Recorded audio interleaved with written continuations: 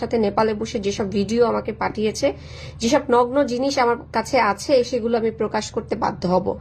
তুষারের উদ্দেশ্যে আমি বলতে চাই এবং এনসিপি যারা আমাকে নিয়ে নোংরা খেলায় মেতে উঠেছে তাদের উদ্দেশ্যে আমি বলতে চাই, আপনারা যদি এই মিথ্যা প্রচারণা থেকে বিরত না থাকেন তাহলে আমি বাধ্য হব তুষার আমার সাথে নেপালে বসে যেসব ভিডিও আমাকে পাঠিয়েছে, যেসব নগ্ন জিনিস আমার কাছে আছে সেগুলো আমি প্রকাশ করতে বাধ্য হব।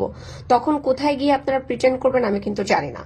আমি ওয়ার্ন করছি, আমি জনসম্মুখে চাই তুষার যেন আমাকে সরি বলে। এই যে আমি যা কিছু প্রকাশ করতেছি সেগুলো কিন্তু বানোয়াট কিছু না। তুষারে যদি ওখানে তার নাম ব্যবহার করতে নাই চাইতো, তার মনের মধ্যে যদি কোনো রকম শয়তানি চিন্তা নাই থাকতো, তাহলে ওখানে সবাই জানে, বাংলাদেশের ম্যাক্সিমাম মানুষ, যে human rights activist Rezaur Rahman Lenin তিনি আমার বড় ভাই সমতুল্য।